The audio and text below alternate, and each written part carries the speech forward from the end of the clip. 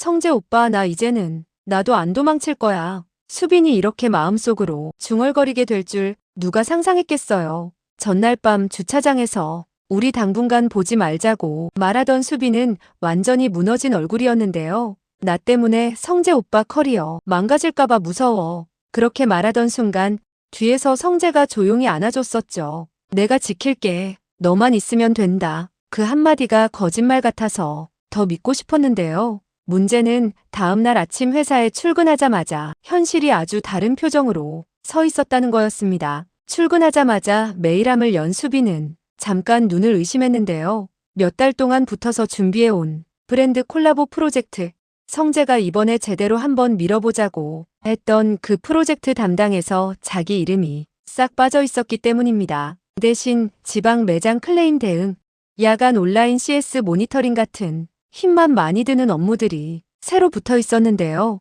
곧이어 팀장이 회의실로 부르더니 머리를 극적이며 말했습니다. 수빈 씨, 나도 좀 난감한데 윗선에서 이름 너무 자주 오르내리는 사람은 앞에 세우지 말라는 얘기가 있었어. 윗선이요? 굳이 이름 안 꺼내도 알잖아. 괜히 나까지 곤란하게 만들지 말고 일단은 조금만 버티자. 굳이 이름 안 꺼내도 아는 사람은 한 명뿐이었는데요. 글램핑 가는 길에 펜션 앞에서 마주쳤던 그날 웃으면서도 눈빛은 날카롭던 사람. 박성재 부사장님, 주말에 여자랑 말하던 성희가 바로 떠올랐습니다. 처음엔 수빈도 스스로를 달래보려고 했어요. 나 너무 예민한가 보다. 사내 연애 들키면 이런저런 말 나오는 건 당연하지. 원래 수빈은 분위기 흐리는 말 잘 안 하려고 하는 사람이었거든요. 하지만 점심 무렵 인사팀에서 전화가 오면서 상황이 단순한 눈치 주기는 아니라는 게 드러났습니다. 수빈 대리님, 지난 분기 고객 컴플레인 처리 건 있죠? 그거 관련해서 추가 소명서 요청이 들어왔어요. 그건 이미 잘 마무리된 건 아닌가요? 그때도 잘 처리했다고 해서 넘어갔었는데요. 그러니까요. 저희도 좀 이상한데 위쪽에서 그 케이스 다시 보라고 이름이 콕 집혀 올라왔어요. 이름이 콕 집혔다는 말이 유난히 귀에 남았는데요. 그날 오후 회의 때는 더 노골적이었습니다. 원래라면 프레젠테이션은 수빈 차례였는데 막상 회의실에 들어가 보니 발표 자료 첫 장에 올라간 이름이 달라져 있었어요. 자기 대신 다른 선배 이름이 올라가 있었고 회의는 아무 일 없었다는 듯 진행됐습니다. 회의가 끝난 뒤 선배가 어색하게 다가와 말했습니다. 야, 나도 어쩔 수 없었어. 윗선에서 이번엔 연차 높은 사람 앞에 세우라고 하더라. 근데 다 안다. 이 판 짜놓은 거 다 수빈 씨 손에서 나온 거.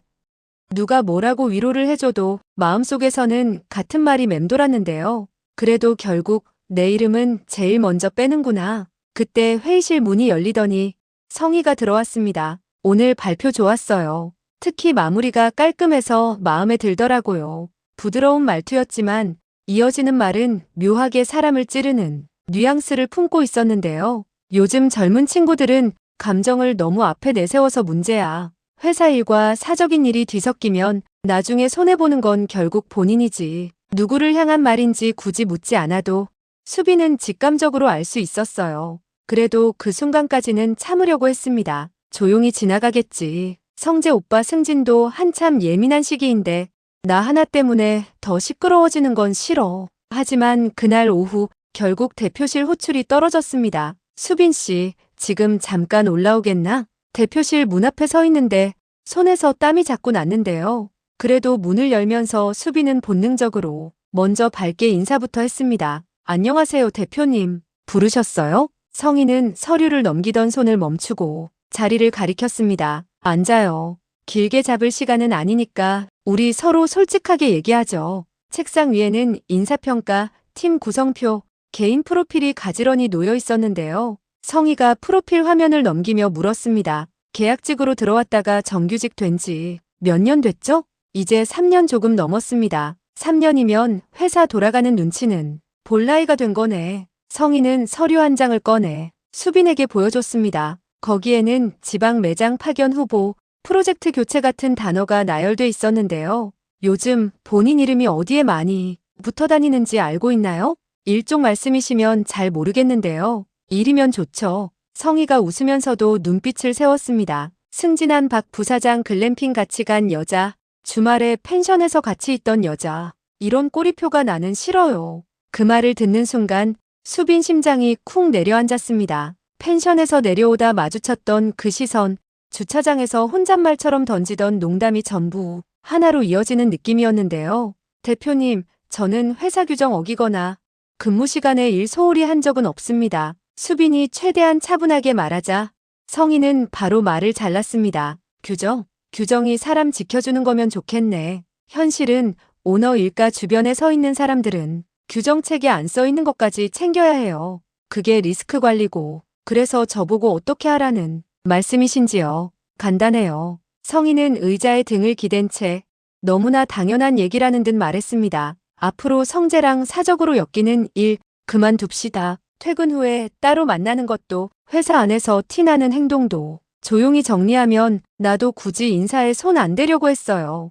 그 순간까지도 수빈은 역시 올 게 왔구나 하는 생각을 했습니다. 성재 옆에 있는 게 좋으면서도 늘 언젠가는 이런 순간이 오겠지 예상하고 있었거든요. 원래 수빈답다면 여기서 웃으면서 이렇게 말하고 나왔을 거예요. 네, 대표님. 제가 잘 정리해 보겠습니다. 죄송합니다. 그런데 그 다음에 나온 성희 말이 완전히 방향을 바꿔버렸습니다. 솔직히 말하면요. 수빈 씨 같은 스타일 많이 봤어요. 성희가 아무렇지 않게 말했습니다. 감정 앞세워서 잠깐 부사장 옆에 서 있다가 결국 정리되는 애들. 나중에 보면 제일 불쌍해. 자기 위치를 착각해서 순간 머릿속이 하얘지더니 오히려 너무 또렷해졌는데요. 아, 나는 이 사람한테 그냥 그런 애들 중 하나구나. 지금까지 수빈이 해온 밤샘, 클레임 처리, 본인이 틀린 부분 있으면 먼저 인정하고 다시 고치던 시간들이 한꺼번에 떠올랐습니다. 밝고 좋은 사람으로 보이려고 애쓴 것도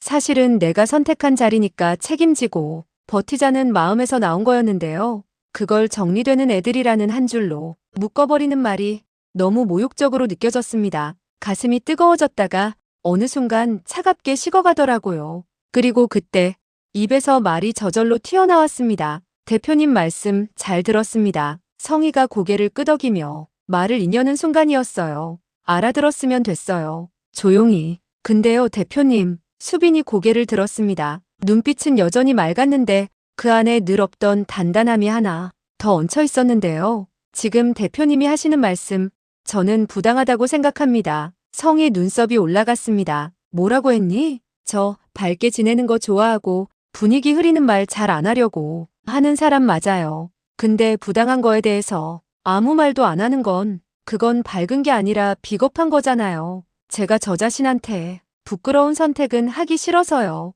순간 공기가 확 무거워졌는데요. 수빈은 손을 꼭 쥐었다가 펴면서 계속 말을 이어갔습니다. 제가 성재 오빠를 좋아하는 건 맞아요. 근데 그게 제가 회사에서 싸운 시간까지 잠깐 옆에 서 있다 정리되는 애들로 치워지게 만드는 이유가 되면 안 되는 거잖아요. 대표님이 그 표현 쓰실 때 솔직히 많이 상처받았습니다. 성희는 피식 웃으면서도 눈빛이 차갑게 가라앉았습니다. 지금 나한테 갑질이라고 할 생각이니? 그 단어를 안 쓰고 싶었는데요. 수빈이 숨을 한번 크게 쉬었습니다. 대표님이 오너 가족이라는 이유로 제 개인사를 인사랑 엮어서 조용히 사라지라고 하시는 건 제가 배운 기준으로는 명백히 부당한 짓이거든요. 전 그걸 죄책감 없이 넘길 수 있는 사람이 아니에요. 성희 입꼬리가 살짝 떨렸습니다. 그래서 어쩌겠다는 건데? 그때 수빈이 처음으로 진짜 자기 편이 되어주는 말을 자기 입으로 꺼냈는데요.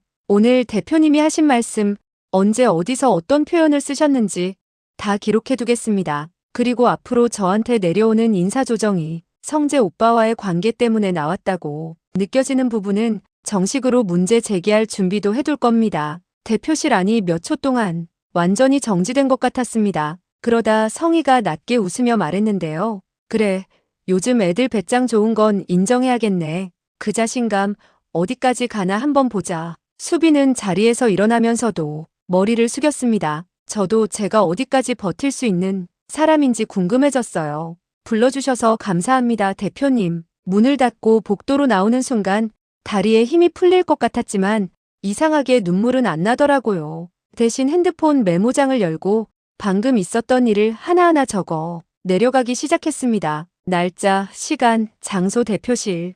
발언박 부사장 옆에서 조용히 물러나달라. 정리되는 애들 많이 봤다. 조용히 사라지게 해주겠다. 그래, 나는 밝고 좋은 사람 맞지. 그런데 그게 불공평을 조용히 견디라는 말이 되는 건 아니지. 수빈은 그렇게 자기 안에서 선을 하나 그어놓고 대표실을 내려왔는데요. 문제는 그날 저녁에도 여전히 성재에게 이 사실을 다 털어놓지 못했다는 거였습니다. 집에 와서도 수십 번 문자를 쓰고 지우다가 결국 이렇게만 보냈죠. 성재 오빠, 오늘은 진짜 너무 힘들어서 그냥 자야 할 것 같아. 괜히 오빠까지 신경 쓰이게 하고 싶지 않다. 내일 얼굴 보고 얘기해도 돼? 한편 회사 안에서는 벌써 파견 얘기가 물밑에서 돌기 시작했는데요.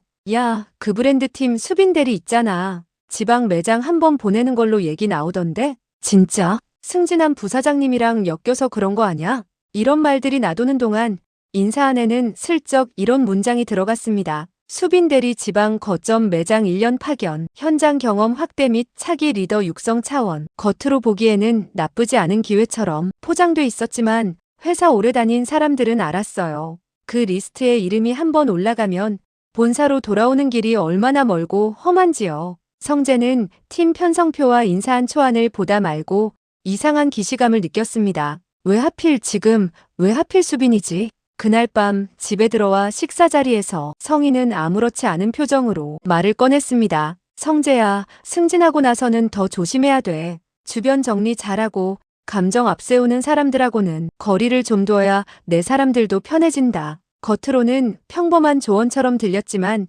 성재는 그 말 사이에 숨은 문장을 너무 분명하게 들었습니다. 수빈 정리해라. 내가 지킬게. 너만 있으면 된다. 이렇게 말했던 입이었기 때문에 그 말이 더 불편하게 느껴졌는데요. 그날 밤 성재는 결심했습니다. 이제는 어머니가 어디까지 한 건지 내가 직접 확인해야겠다. 다음 날 아침 인사팀장을 따로 불러 물었습니다. 이 파견 안건 누가 먼저 말 꺼낸 겁니까? 인사팀장이 난감한 표정을 지으며 대답했는데요. 대표님 쪽에서 부사장이랑 이름같이 오르내리는 직원은 현장 한번 보내서 분위기 정리하는 것도 방법이라고 하셨습니다. 물론 공식 문서에는 안 남고요. 그 말을 듣는 순간 성재 눈빛이 달라졌습니다. 어머니가 진짜로 수빈을 밀어내고 있구나. 그날 저녁 그는 더 이상 미루지 않고 수빈을 불러냈습니다. 카페 구석에 앉자마자 농담 한마디 없이 물었어요. 어제 어머니가 뭐라고 했어? 순간 수빈이 움찔했는데요.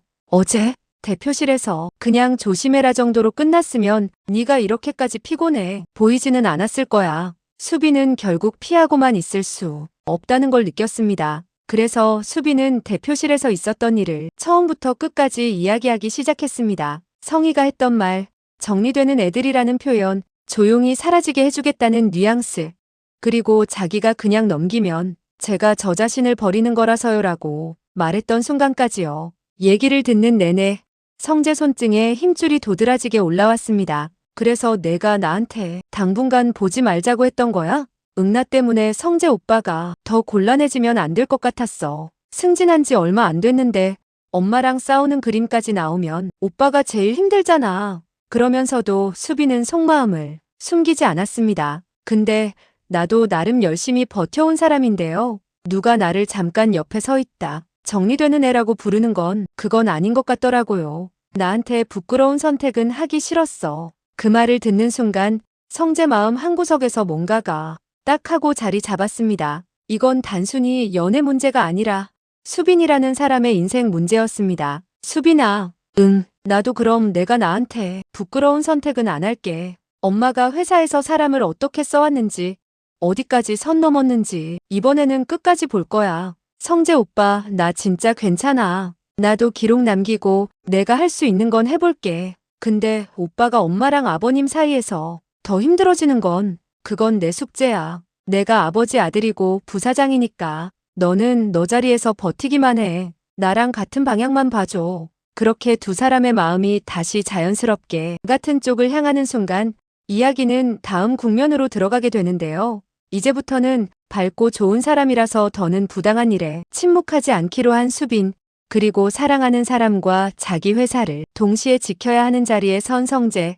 이 둘이 성희의 압박과 진석의 침묵 사이에서 어떤 선택을 이어갈지 그게 시청자들이 가장 궁금해하게 될 포인트가 되겠죠. 그리고 아주 조금, 아직은 화면에 다 비치지 않은 옛 서류들과 성희가 과거에 어떤 방식으로 진석에게 다가왔는지에 대한 조각들이 성재 손에 하나씩 들어오기 시작할 거고요. 어머니가 정말 우리 아버지를 사랑해서 선택한 건지 아니면 우리 집안 이름을 계산해서 들어온 건지 이번에는 나도 끝까지 보고 싶어졌어. 이렇게 마음먹는 성재의 모습이 살짝 비춰지는 것만으로도 다음 회차에서는 성희와의 정면 충돌, 그리고 그 뒤에 숨어있는 더 큰 비밀의 그림자가 슬쩍 윤곽을 드러내기 시작할 거라는 기대를 자연스럽게 만들게 되네요.